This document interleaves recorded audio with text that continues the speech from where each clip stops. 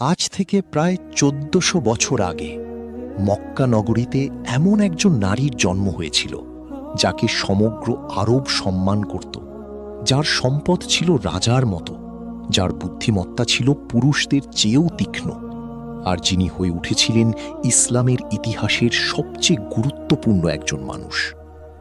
তিনি হযরত খাদিজা বিনতে খুয়াইলিদ, উম্মুল মুমিনিন, মুমিনদের মা, ইসলামের প্রথম মুসলিম। খাদিজা রাদিয়াল্লাহু আনহু ছিলেন মক্কার সবচেয়ে সফল ব্যবসায়ী। তার বাণিজ্য কাফেলা সিরিয়া থেকে ইয়েমেন পর্যন্ত ছুটে বেড়াত। তার সম্পদ ছিল এত বিশাল যে গোটা কুরাইশ গোত্রের সম্পদ একত্রিত করলেও তার সমান হতো না। আর সেই কারণেই আরবের মানুষ তাকে ডাকত আত-তাহিরা, পবিত্রা। একদিন তার কাছে এক তরুণের কথা পৌঁছালো, যে তরুণ সততায়, বিশ্বাস্ততায়, চরিত্রে সবার চেয়ে আলাদা, যাকে মক্কার মানুষ ডাকে আল আমিন, বিশ্বাস্ত। খাদিজা রাদিয়াল্লাহু তাআলা আনহু সেই তরুণকে তার বাণিজ্য কাফেলার দায়িত্ব দিলেন, আর তার বিশ্বাস্ত দাসী মাইসারাকে পাঠালেন সাথে, যাতে সব খবর রাখতে পারেন। মাইসারা ফিরে এসে যা বলল তা শুনে খাদিজা রাদিয়াল্লাহু তাআলা আনহু অবাক হয়ে গেলেন। সেই তরুণ বাণিজ্যে দ্বিগুণ মুনাফা এনেছেন, কখনো মিথ্যা বলেননি, কখনো অন্যায় করেননি। আর মাইসারা বললেন যে পথে তার মাথার উপর সর্বদা একটি মেঘ ছায়া দিয়ে চলত।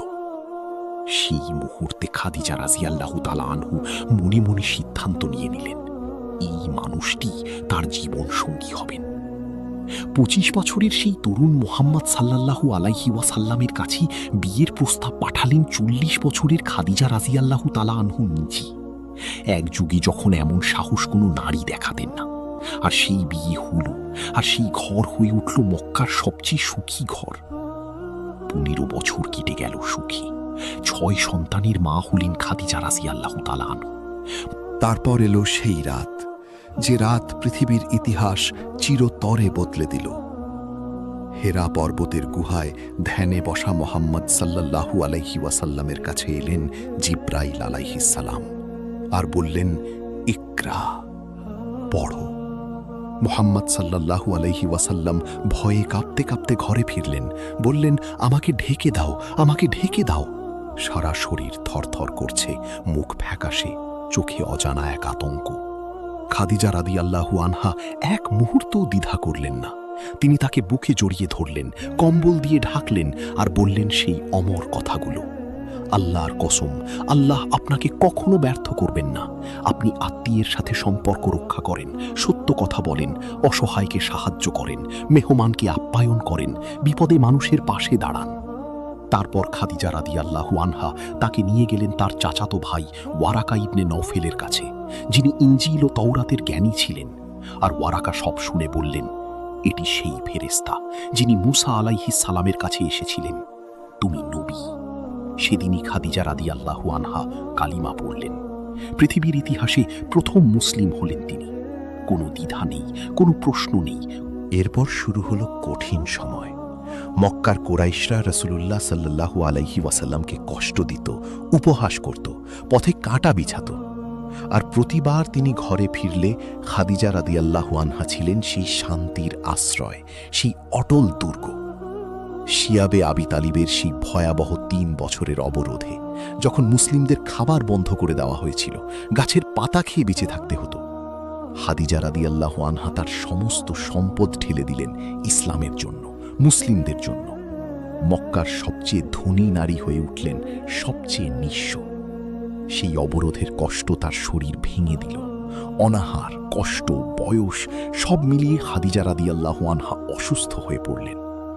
নবুয়তের ১০ম বছরে রাসূলুল্লাহ সাল্লাল্লাহু আলাইহি ওয়াসাল্লামের বাহুতে মাথা রেখে হযরত খাদিজা রাদিয়াল্লাহু আনহা চিরবিদায় নিলেন।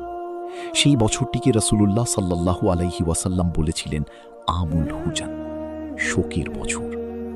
রাসূলুল্লাহ সাল্লাল্লাহু আলাইহি ওয়াসাল্লাম এতটাই ভেঙে পড়েছিলেন যে বছরের পর বছর তার কথা বলতেন।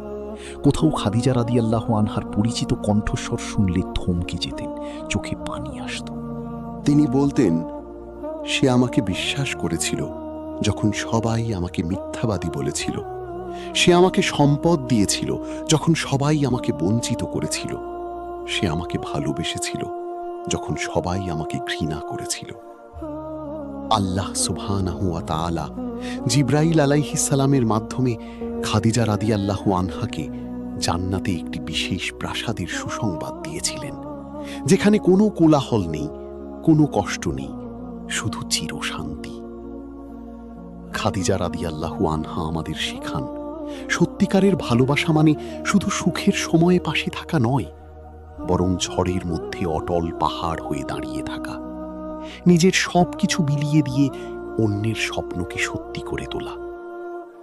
তিনি ছিলেন প্রথম মুসলিম, প্রথম বিশ্বাসী, প্রথম ত্যাগী, আর ইসলামের ইতিহাসে তার নাম চিরকাল সোনার হরফে লেখা থাকবে। উম্মুল মুমিনিন হযরত খাদিজাতুল কুবরা রাদিয়াল্লাহু আনহা। আল্লাহ তাঁর উপর অফুরন্ত রহমত বর্ষণ করুন।